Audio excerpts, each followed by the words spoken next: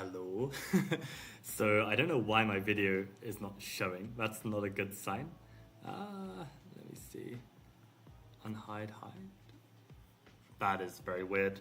Okay, let me try add myself again. But yeah, welcome guys to the stream. Anyone who's joining now.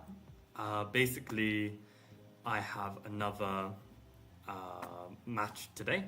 Okay, let me add myself to the bottom here. Okay, that should be good. I don't know if that's gonna cut into the board actually. Maybe I'll move myself over a bit. Yeah. Not too sure what happened there. But yeah. Let me. Also, this really bugs me. Let me transform this. Flip horizontal. Yeah. Because yeah, then if I move my hair this way, then okay, it moves in the same direction. Perfect. Right. Okay. Welcome guys to the stream. We're going to be training some Woodpecker as usual, but I just wanted to update you guys how things are going. So, let me add a timer as well. Let's do our 47 minutes of training. I'm probably going to do some prep and do some R-guard calculation as well today, off stream. But yeah, in terms of the stream, let's try and do 45 minutes. So, okay, let's finish here at this moment. Okay, that needs to be. Okay, that's close enough. 47, that'll do.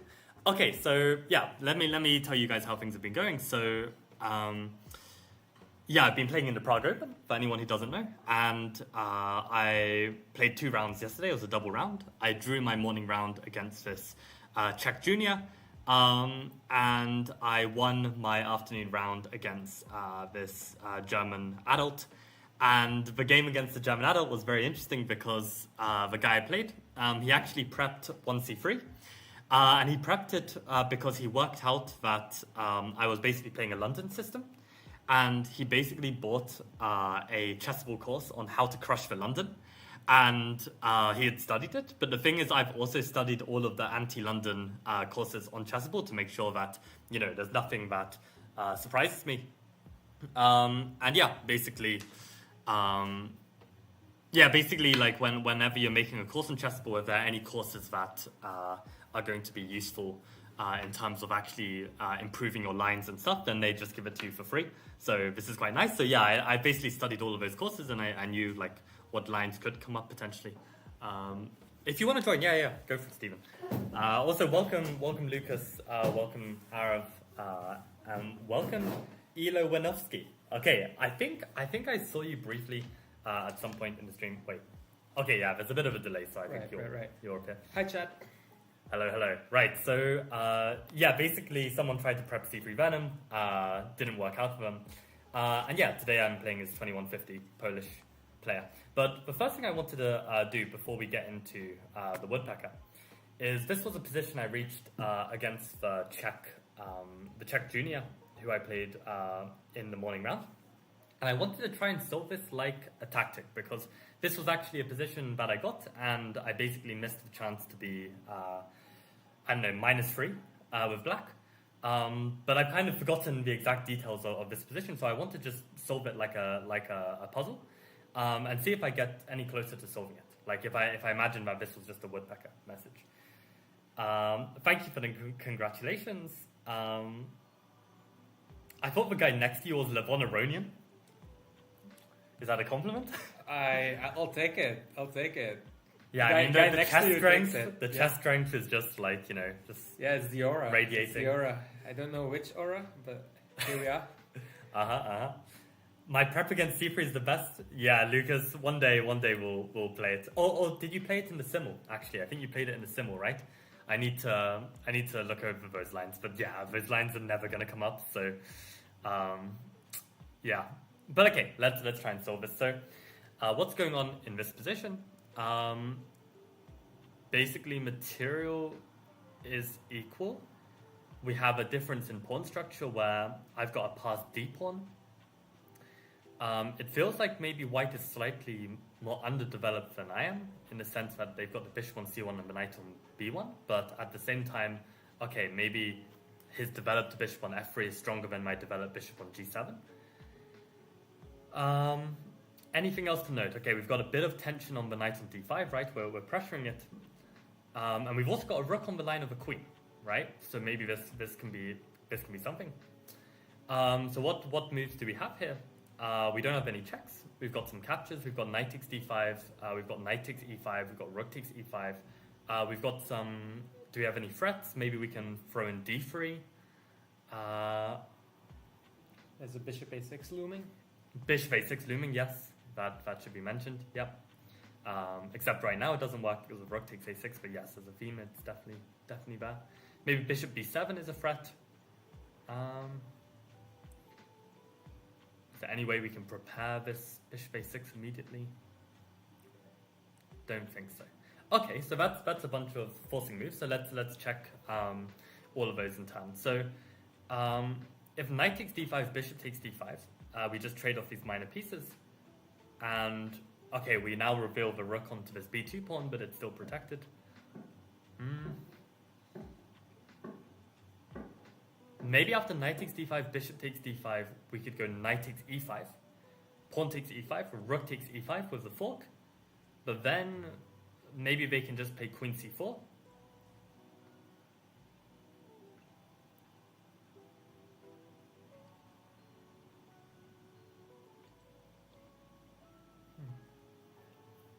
And no follow-up there, I think. I think we can play rook b4, but then they just go queen a2. And I think they hang on to their bishop. And annoyingly, I actually recall that is actually what I calculated in the game. I calculated up to rook b4, and I saw queen a2, holding on to the bishop, and I don't have a win. But if I had solved this properly, like a tactic, then I think I would have got to the answer. Because here, knight takes d5 is not the only forcing move that needs to be calculated. So what about knight takes e5 immediately? So knight takes e5. Okay, we win a pawn. We also threaten to move the knight with a discovered attack, so they probably should take it. And then after rook takes e5, we have this fork again. But okay, it looks less of a fork because, the rook is attacking and the knight and the bishop is defending it, but ultimately the knight on b4 is hitting it as well. So knight e5, fe5, rook takes e5. And here, again, queen c4 is probably necessary. And yeah, in this position, there's a winning move, which I remember. Oh, really? Yep. Like bishop e6 looked logical at first, but I think there's bishop f4. Okay, but on bishop f4, oh, it hits the rook on b8 as well. Yeah. Ah. Okay, well the move is bishop e6, so why does bishop f4 fail then? Bishop e6.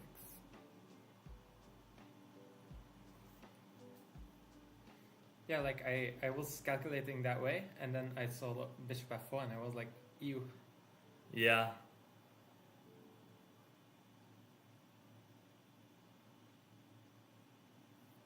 Hold on. So when you play knight e5, pawn e5, rook e5, you're a knight down for 2 pawns. And the position at the start was equal, right? So queen c4, bishop e6, bishop f4. So we're currently a piece for 2 pawns down.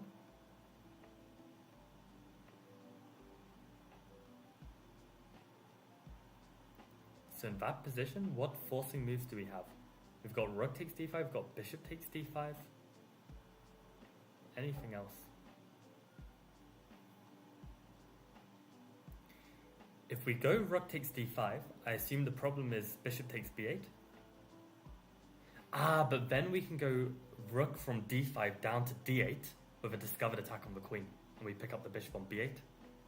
So I think we win 2 pieces for rook. Right, but we don't, we do it the other way now.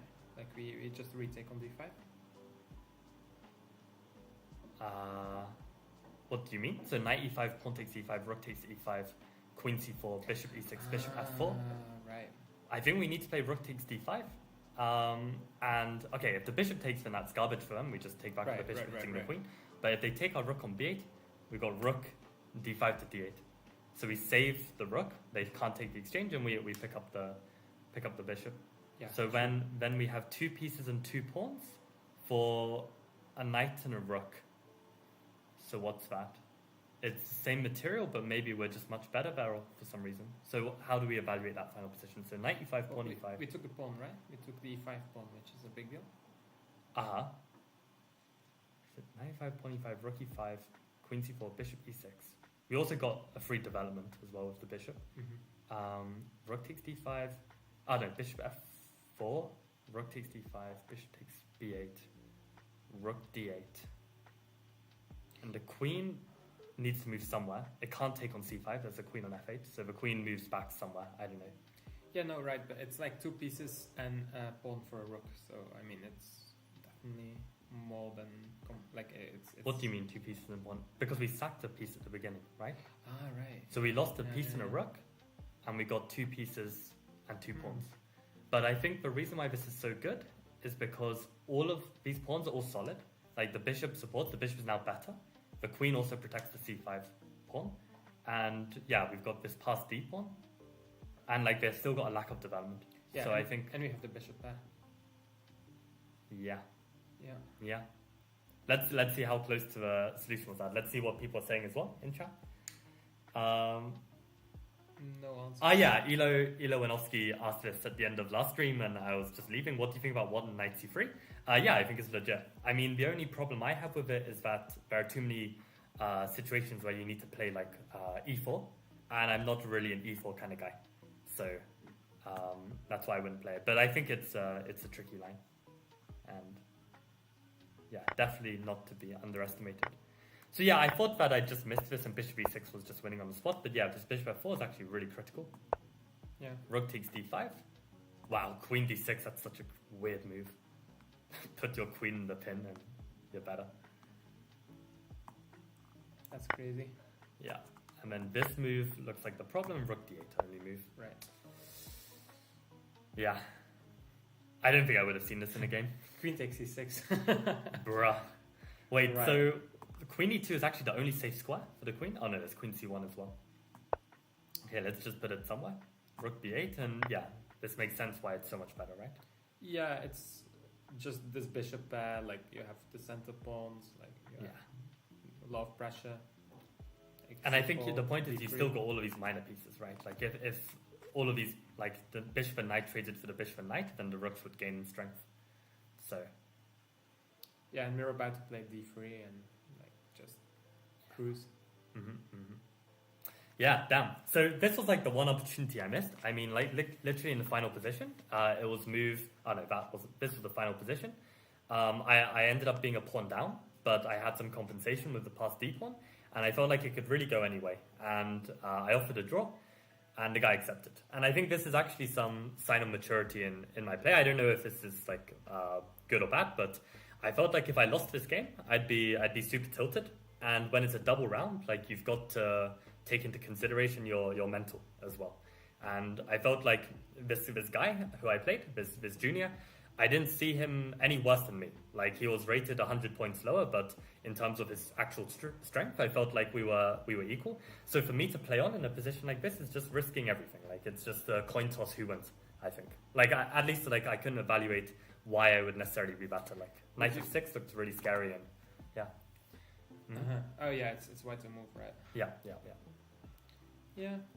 Yeah, so I don't know. Like maybe I could play on and just try and outplay him, but if they're the same strength player as you, then it's just a coin toss. And this is already a position that's not really my style. So like if I have to play this out against someone of equal strength who clearly is like seeing all these tactics and interesting ideas, it's tough. But I do think like maybe there is like some pressure you have now. Okay, so let's turn off the engine and let's have a look. So knight f6, what I was worried about, and I had a response here. So probably you need to play rook b7 with the threat of rook b2. Aha. So my idea was to play king e6 to avoid this, but I think this is immediate pressure, so he needs to respond here.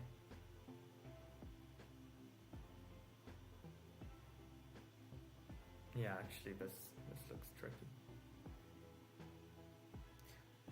Like probably there's a way to defend it, but I would feel a bit uncomfortable in this position, so probably maybe rook f3. I was thinking, can he actually get counterplay rook like a3? this? Can he just ignore? I see you want to defend. Okay, so let's try. Yeah. So you say rook b7. Yeah, this is. Okay, let's say I just go all in. Yeah, you just take. Okay. Probably Because your knight doesn't have a way to come in. If your knight has a way to come in, then I feel like I'm lost. But I'm also going to be mating you. So Yeah. Well, not necessarily. Like. Oh yeah, right. I've got a knight, 2 rooks, and a pawn. Like, Oh no, I don't think you have an immediate mate though. not right now with the rook on b2, So- but if you So let's play rook f2. this one or yeah. Rook f2. Okay, at the very least, I can always play this, right? Maybe, yeah. Like But- maybe rook c2 is also okay. Okay, maybe this is more testing then. Let's try this. Okay, but what about this check? Rook, knight b7. Knight b7. Then I'll give this check. Am I mated anyway? Yeah, I'm mated. And this is what can happen. Yeah. Like, you know, It's like true. it's a tricky position, and yeah, I don't know. We can have a look at this. So yeah, king e6 was what I was going to play. Rook b7 is also really strong. Rook d1 is legit. Like maybe d3 instead. Maybe just At this moment, yeah. to There's try no and block reason the. to already. Now we're banking on 2 wins. Oh wow, rook takes c5 and just take on d3 and try and use the strong knight. Yeah, but I feel like practically speaking, black is gonna win that way more often. Rook. Yeah. Hmm.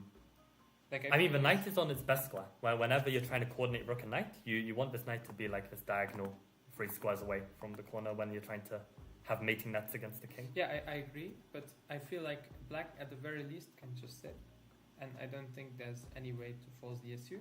Mm-hmm. And as black, you know, maybe on a good day your rook's coordinate and you get some threats in, and white has to be on the defensive, and then it all looks like it's going on. Right. So yeah, maybe I would try to play this on, but I understand the psychological aspect of the game. Yeah. I mean, now rook b2 does look quite annoying. Like, how do I even stop that? Maybe now I've got the time to play knight d5, knight e3. I think I'm happy But- when you when you get your knight in the defense. Yeah, that's true. That's true. Then I feel like my king has some breathing space. Mm-hmm. Yeah, maybe that's fair.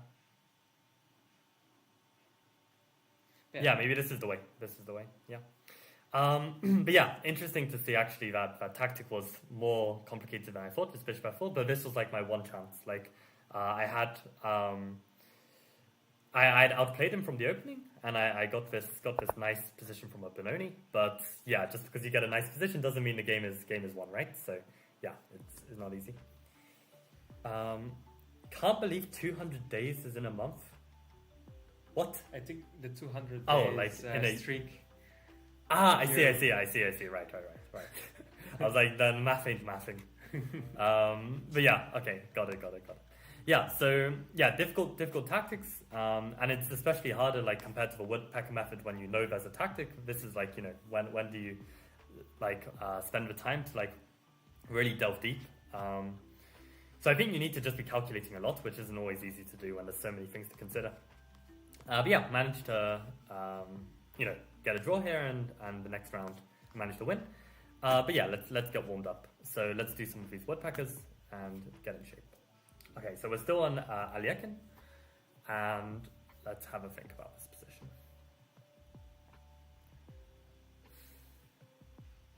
Well, So material is equal. There is some interesting tension between like the queen on e2 and the queen on a6 because both of the queens are hanging. The black king is in the center and is vulnerable to potentially ideas of like knight d6 or knight c7.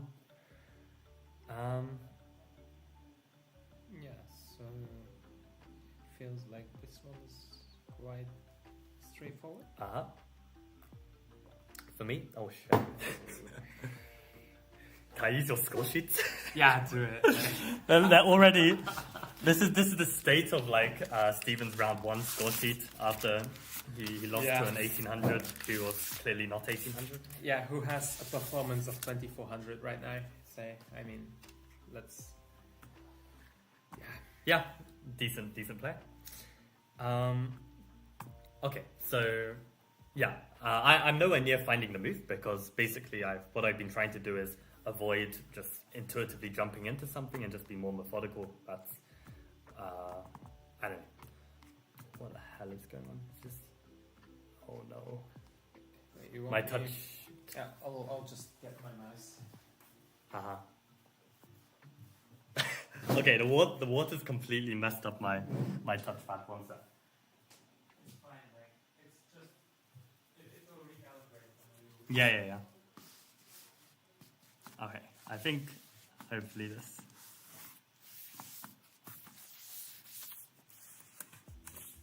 Okay, let's try that.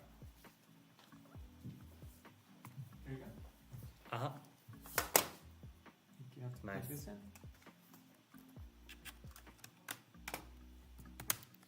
Perfect. Sorry, chat. Streaming issues. Always streaming issues. Okay. It wasn't me being clumsy for once, so there we go. That's a win. Okay, so let's have a think. So for me, I want to start looking at some candidates. I think I've understood some basics of the position.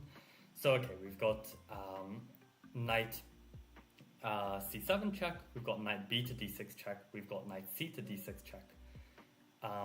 What about captures? We've got d takes c5. Got bishop takes b4. Probably is too wild. We've got some. Maybe we've got some threats. Like maybe we can try push d5 to like try and open up the black king, but it feels very slow. Probably f5 would be the positional way to go. Right, f5 also, yeah, trying to undermine this e6 little pawn chain. But there is tension in this position, as we've seen. Yeah. So I think looking at the tension is like the first thing to do. Right. So what I've been trying to do is basically calculate these options quite quickly and just not delve too deep into one particular line before moving to the next one. So let's start with knight c7, because knight c7 is very forcing, because here we're threatening to win the queen, so the king can't afford to move. So basically black is forced to play rook takes c7. And in this position, it would be lovely if we could go knight d6 and pick up the queen, but the problem with knight d6 is they can go queen takes d6. And in that position, is there any follow-up? I think we've just given up two knights. So, okay, if knight c7, rook takes c7, do we have any other candidates? I don't think so. So in that case, okay, not knight c7. Let's try knight b d6. So knight b d6. We are threatening and to win an exchange if they just move the king. So let's say they take the knight, they'll need to take the bishop. And in that position, okay, if we go knight takes bishop, queen takes knight, and again, doesn't feel like we've achieved something there. And I wonder if, okay, we use the other knight to d6, does that make a difference? Bishop takes... but maybe the point is, yeah, we don't have to, recapture on d6. We could go knight c to d6, bishop takes d6, and knight c7 check. And in that position, this time, the queen is not protected. So we lose two pieces, but we win the queen. Was that your line? I will say that. Knight c to d6, bishop takes d6, knight c7 check, and I win the queen. Yes. Yeah. Okay. So, yeah, and this is why being thorough within a line is very important, because if I just tunnel visioned like knight c to d6, bishop takes d6, knight takes d6, queen d6, and said, okay, there's no move here, then I'd missed the solution, right? So you need to, at every point, go back and be like, okay, have I missed any forcing moves within the variation? Okay. Ooh, I can't believe there's 365 exercises in a year. Wow, incredible. Yeah. Okay, let's try and solve this. So,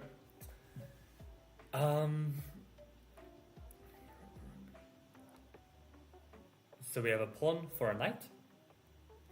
There's some tension in the position where the queens are facing each other. We've got a rook on the 7th. We've got this bishop eyeing up g2.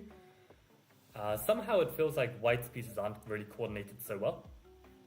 But white does have some like rooks in the defense and stuff, so it's like not easy to just win. Maybe there's some like back rank pressure almost, given the queen is covering h2, but it's also not completely easy to make work. So okay, what I did? Oh, we might have back rank issues as well. We got to be careful about queen d8 stuff, just in case. Okay, so what candidates do we have? Okay, what checks do we have? So we've got queen takes f2, we've got queen h2. What captures do we have? We've got queen takes g5, rook takes f2, bishop takes g2, rook takes b2. Do we have any threats in this position? h6 is a threat, that loses a queen.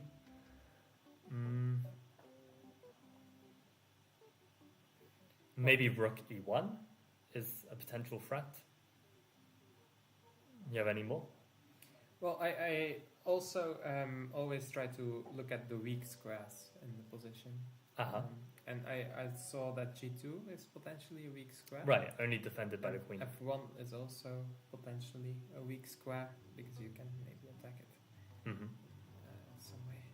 Yeah, so like rook e1 is kind of linked to that. I think like if rook takes e1, queen takes f2, kind of stuff.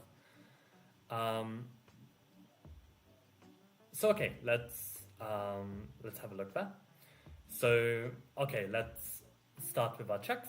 So queen h2, rook takes h2. We give up our queen and there's no follow-up. Queen takes f2. Again, we should be looking at what happens if rook takes f2. Maybe it's not forced, but probably is. So queen takes f2, rook takes f2. Do we have a follow-up? So we do have a check, rook e1 check. But then they can just block rook f1. And the big problem is that we don't have rook takes g2 with mate. Yeah, the queen on g5 is still annoying. So I don't think it's bad either, unless I missed queen takes f2, rook takes f2. Is there any other ideas? Feels unlikely. Sorry, chat. I'll try to be a little louder. Okay, nice. Okay, so yeah, in this position, what about our captures then? So if queen takes g5, removing this defender, pawn takes g5, they don't want to be down a queen. What can we do?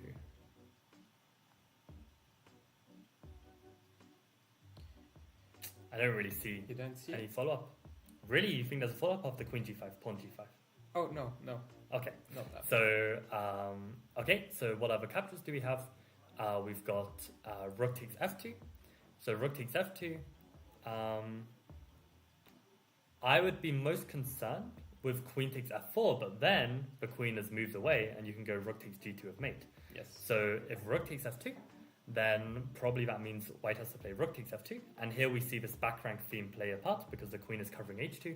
And we can go rook e1 check, rook blocks, and rook takes f1. And we get mate. Yes. So that's the solution. Oh, okay, maybe should have checked for all of the opponent's checks, but to me, the idea is if queen takes, there's no longer back rank. So queen takes f7, rook takes f2, rook e1 is not checkmate anymore. But what about the move king takes? Can we get away with that? Because still... Oh wait, no, because king takes is queen takes f4 with check, so we don't have time. So then it begs the question whether we can go king h8, just to avoid all of this check and all of this nonsense. Because if king h8, there's still the same problem, right? We're threatening rook f1. If they take on f4, we take on g2. If they play, let's say, king h8, bishop to c4 or something to try and hold. So I think we missed one move here, and it is a move in which we also take a piece. So right now, white is giving up a piece, so we can also still take it with another piece than the king. Yeah, with the queen. Yep. Yeah, I said this at first, but then I said that it no longer controls h2. Yes, but I think here this is a bailout for material, right? So we need to count the material as well in this position. So, okay, so we want a pawn at the start. They then want a pawn. If queen takes f7, we win a bishop. And then rook takes f2, they win a rook. So right now they're an exchange up. But there it doesn't end. Okay, so we could play rook e1 check. Yes. But then they can go king h2. Right. Our queen is being attacked, our rook is being attacked. But then we can go rook takes h1, king takes h1, and queen takes f2. Exactly. And then at the end there, we're an exchange up, although they do have queen d8 check. but then we've just got king f7, and we're probably fine. Queen takes c7 check. I think we're a full piece up. Oh no, we're rook up. Yeah. Or Let me just double check this whole line. So queen f7, rook f2, rook e1, king h2, rook h1, king takes, queen takes. We're only a pawn now. Oh yeah, you're right. Or no, do we have the rook on e8 still? I think we have the rook on e8. Here. No, because we don't. We took Yeah. on h1. And the problem is if they go queen d8 check and they win our c7 pawn, then we're actually just equal in material. Unless are we checkmating on g2 or something? Check there. Yeah, queen d8 check, king f7, but then queen takes c7 is with check. So yeah. So I'm wondering again about this king h8 because they still can't go queen takes f4 because rook takes g2 as checkmate. Right. If king h8 and they take on f2, then we can go rook e1 check and they get mated again. So king h8, do they have a defense against this threat? What about bishop c4? Is that anything? I mean, then we have queen takes queen and rook takes g2, I think. If bishop c4, queen takes... Ah, yeah, we remove the defender and then rook g2 with mate. Yep. Okay, nice. So then, I think it's this king h8. Welcome to the chat, Harshal. Ah, welcome Harsha. Glad to see you guys are awake. Just doing the same thing but on lichess. Okay, very nice, very nice. Probably queen takes f7 from Arif. Queen takes f7 or king h8, right? So that's why like a deep calculation is required. Bishop takes f7, king h8, and white has no defense still, right? Exactly. So yeah, you can see that like my calculation, it's a bit slower than like some of the puzzles I've done in the past. Like before I had this transformation of my tactics, but it's more thorough. And ultimately in chess, like when we're playing classical, the most important thing is to be accurate, right, with these tactics. Yes, I was actually faster than Michael, and then I missed that king h8 was the best move, so I would have lost here. So methodical approach seems to be working. Right. Yeah, I don't know how this is going to affect my blitz. It's probably going to mess it up, but okay, right now we're playing classical, so let's not worry about that. Okay, let's do one more. So if I'm not mistaken, material is equal, but we have two bishops against two knights. We also have a very different pawn structure. We've got this pass pawn on d3, which could be a strength, could be a weakness. I mean, it's blockaded right now and it's got some pressure on it, but could be a strength still. The queen is exposed. It's loose. We've got some tension on the knight on f4. Maybe there's some pressure on f3, maybe even some x-ray pressure on h1. There's immediate pressure with the rooks eyeing up each other with some potential checks. I think another remark would be b2 is it seems like a bit loose. Yeah, the bishop's pressuring it, right? So yes. Yeah, and it's very linked to like the king getting checkmated potentially. So yeah, good to note as well. So okay, let's go through our step by step, looking at all the forcing candidates. So we've got rook takes c1 is one. Do we have any other checks? I don't think so. No. Do we have any captures? Yes, we've got bishop takes f4, we've got bishop takes b2, we've got bishop takes f3, and I think that's all of the captures. And what about our threats? Do we have any threatening moves? Maybe rook c2? Rook c2 looks like a good threat. So any move that potentially... So this is what Frizz said to me. He said, any move that disrupts the enemy's defense, any move that removes a defender, any move that brings an attacker. So any kind of threat that is linked to any of these things is worth looking at. So rook c2 potentially disrupts the defense and makes problems for the opponent. So rook c2 is one idea. Anything else?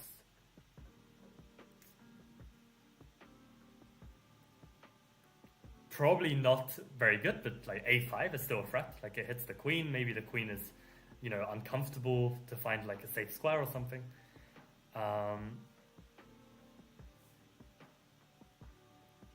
By the same logic, maybe bishop d6 or something, but yeah, doesn't feel so right. Okay, so we've got some nice candidate moves. Let's go through one by one. So rook f1, rook takes c1, rook takes c1. Does this help us at all? Intuitively, I would say no, because their rook still stays active. Our rook is still doing nothing on h8. So it feels like that doesn't help at all. Okay, what about captures? If bishop f4, my problem with that is queen takes f4 comes with check. And I feel like if we give up our bishop pair, and we also allow them to get the initiative with the check, I can't see how that's going to improve our position. So I don't like that. Bishop takes b2. Okay, that disrupts the defense, but at the cost of a bishop. So how can they recapture? Let's say they recapture with the queen. Again, don't feel like it's too promising. Yeah, rook c2 doesn't lead anywhere there. Well, oh yeah. Yeah, because rook takes, pawn takes, queen takes, protects the knight on d2. So any other captures? Okay, we finally got this bishop takes f3. Okay, we win a pawn, we hit the rook, but okay, what happens if knight takes f3? Do we have something here? Don't really see it, right? So, okay, we've looked at all the forcing moves, we've understood how it changes position. Let's look at our threats. So let's look at this rook c2, which felt quite promising. So rook c2, do we have a threat? Yes, we're threatening to play rook takes b2 and win some material. Queen and pawn for rook and bishop, and a weak king, so that's definitely worth it. So rook c2. There's probably 3 ways to actually stop the threat of rook takes b2. Nice. So the first one would be knight takes d3 immediately. So what we do is we kind of attack the rook on c2 because of that, because the d3 pawn is the defender of the rook on c2. And we also at the same time defend the pawn on b2. So there is that. Mm-hmm. There's also, I think, the move. We can just take on c2. Yeah, rook takes c2. That is one, and then there is knight c4. So there is 3 defensive moves I see. Mm-hmm. First. Nice. So for me, I would want to calculate rook takes first. It's like the most forcing move. So rook c2, rook takes c2, pawn takes c2. The king doesn't have to take back, but let's say it does. After king takes c2, do we have a follow-up here? Because right now we've just lost the pawn, but their king is weaker. So do we have a move? Rook c8 looks like a decent check to throw in. Maybe they can block it, but if they move back to king b1, do we have a nice follow-up here? I'm looking at ideas of, but again, bishop takes f4 can be met with queen takes f4 check, so I'm not sure I find that useful. So rook c2, rook takes, pawn takes, king takes, any other ways we can continue here?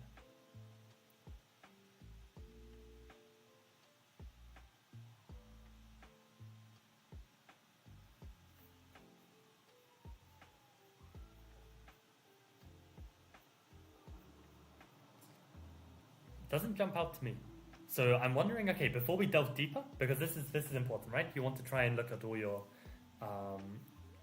candidates. So did I have any other threats in the starting position? I also had this a5 move, right? Like probably it's no good, but just needs to be checked, right?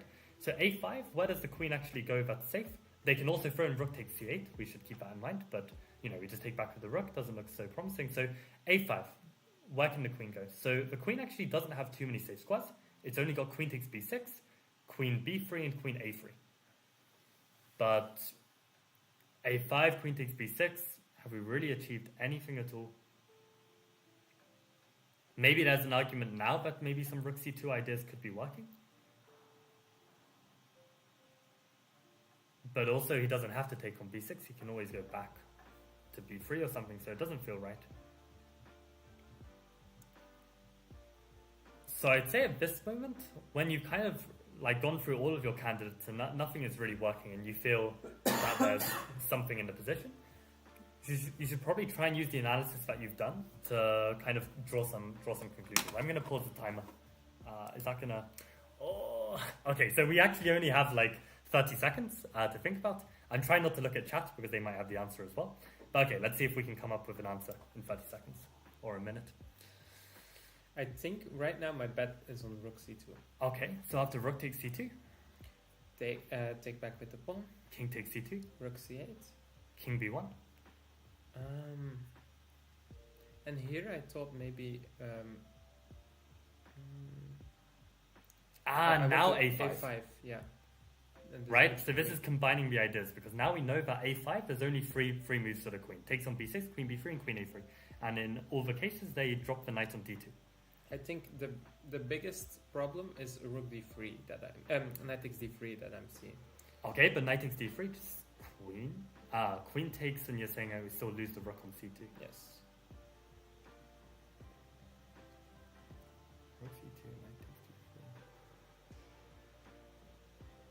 d3. But what about rook c2, knight takes d3, rook takes d2? So queen takes d2 is necessary, and then we can go bishop a6. Maybe, yeah. And It looks like the piece will drop. Yep. but does it? I think it does. Rook d1 and then rook d8. And the Yes. point is they don't have rook c3 because the bishop can take it. Yeah, so we take. And on rook c2, knight c4, I didn't calculate this yet. I don't think we'll have the time to calculate it. Yeah, at this moment we have to just play it, but... Maybe there we have bishop takes f4 and bishop takes f3 at the very least. Right. Yeah, I like that. So the knight actually blocks the queen's protection, so they can't recapture with check. Okay, and we were saying this.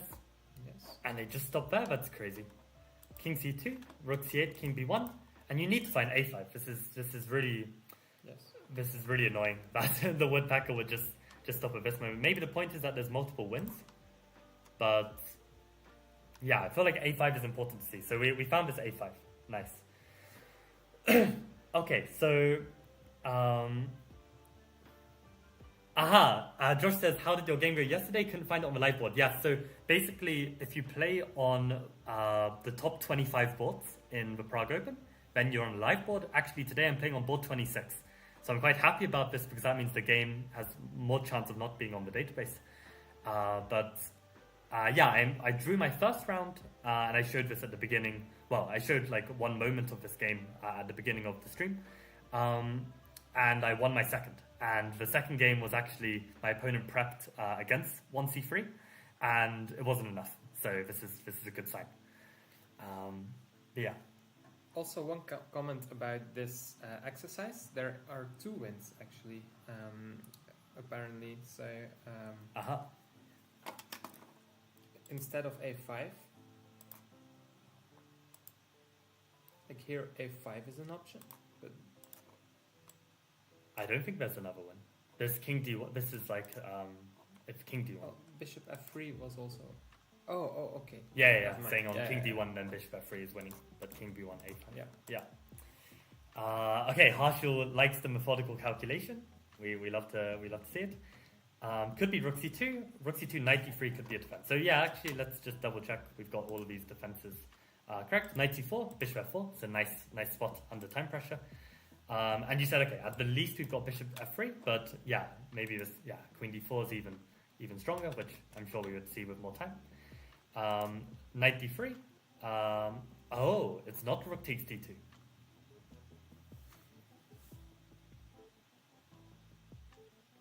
I guess rook takes d2. The problem is they can take on e5.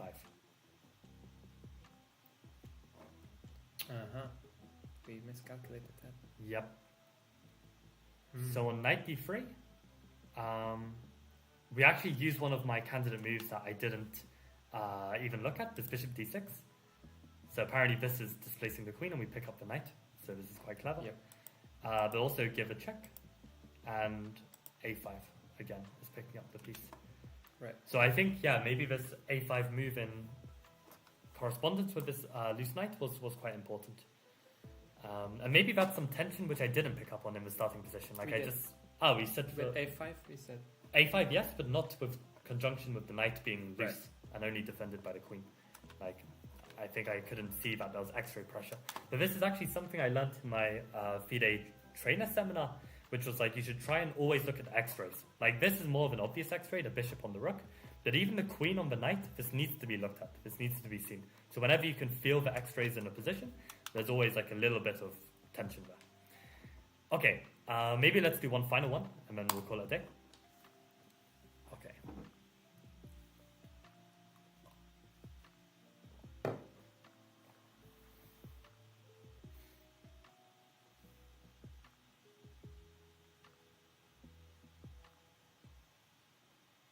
Okay, so we're a pawn up. There's a lot of tension in the position. The bishops are eyeing each other up. They can even take our bishop with check. The queen on h5 is loose. Also, our queen is actually being threatened right now. Many hanging pawns, like the d4 pawn is hanging, e4 pawn is hanging. We also have this powerful rook on g7. Feels like their rooks are maybe not as well placed, especially the rook on c8. So okay, what candidates do we have? So we must look at our checks first. So rook h7 is probably the biggest check to consider, but okay, rook h7, rook g8. Okay, those are all the checks. Are there any captures? Yes, we've got queen takes d4, queen takes e4, bishop takes d6, and that's it. There's no bishop takes h6 because the bishop is pinned. Then we have, do we have any threats? Now in this position it feels wrong to make a threat because it feels like we've got everything hanging, right? The bishop on f4 with check, the queen on d3, like we're not gonna have time. So I think we can even not look at any threats and just move on to the calculation, because if none of it works, then fine, but probably something will work. Also, maybe it's good to look at the specific threats of black against us. Aha, and okay. in this case, I think it is bishop takes f4 and queen takes h3 combined. So, or king g2 has to be played for us, and then right. Black can pick up the rook on g7. So I think those are also very relevant here, because they kind of tell us indeed that if we are going to just make a quiet move, we will lose the game in the next move. Yeah, okay, nice. And yeah, like that bishop takes f4, king g2, king takes g7, I think that's, really important to see. And also, our queen is hanging on d3. Yes. Let's not forget that. Exactly. So yeah, it looks like forcing moves need to be found. So let's start with our checks. So let's look at rook h7. So if rook h7 is very forcing, the king has to take on h7. And then what follow-ups do we have? So I'd be looking for more checks. In this position, we've got queen takes e4 as well as rook g7. These are both checks, but okay, queen e4 makes the most sense. We keep the rook. So queen takes e4 check. In that position, okay, they can block with the queen, but then they get mated in two. So after queen takes e4 check, the king has to go back to h8. And in that position, is there a follow-up or not? So any checking on e5 doesn't really work, but what about we play queen takes d4? Queen takes d4 with check. If the king moves, we checkmate on g7. If they block with the rook, we take with check and then checkmate on g7. So that means they have to block with the bishop or the queen. And okay, if they block with the bishop, well, actually, if they block with the queen, we can just take the queen and we're happy. So that means they're forced to block with the bishop. So this is really promising. And then we've got these two options. We can take with the bishop or take with the queen. Yeah, I think it's already won. You wouldn't even calculate further. I feel like I would want to... So my line is rook h7, king h7, yes. Queen takes e4, king h8, queen takes d4 check, and bishop e5. Oh, bishop e5, okay. Yeah. So here I feel like there's two options. We can either take with the bishop or take with the queen. So I'd want to take with the bishop, yes. keep the queens on. And in that position, okay, if they sack the queen, we're happy. So they need to play king h7. And in this position, again, we've got a couple options. We can play rook g7, or we can play queen e4, picks e5, up the queen picks up the immediately. queen. So I think there it is already won. Yeah, and that's actually all you need to do. You don't need to see a checkmate. And I have a feeling that the stream has broken. It says it's all fine here, but yeah, and I probably should have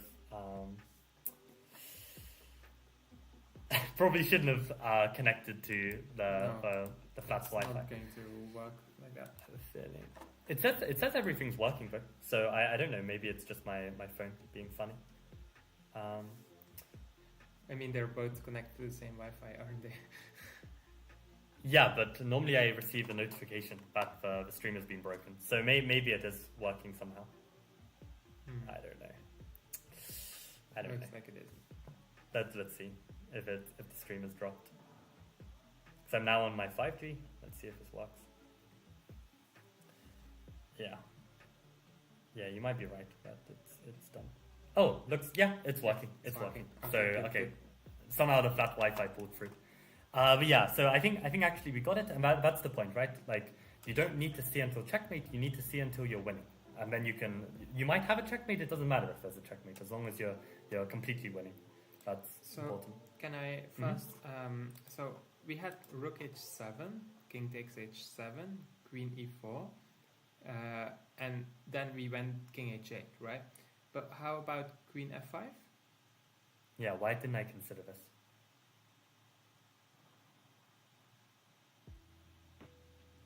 That's so annoying. I didn't see this move.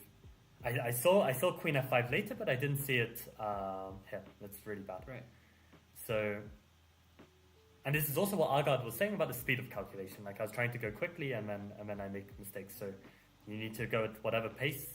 Make sure there's no mistakes. So rook h7, king h7, queen e4, queen f5.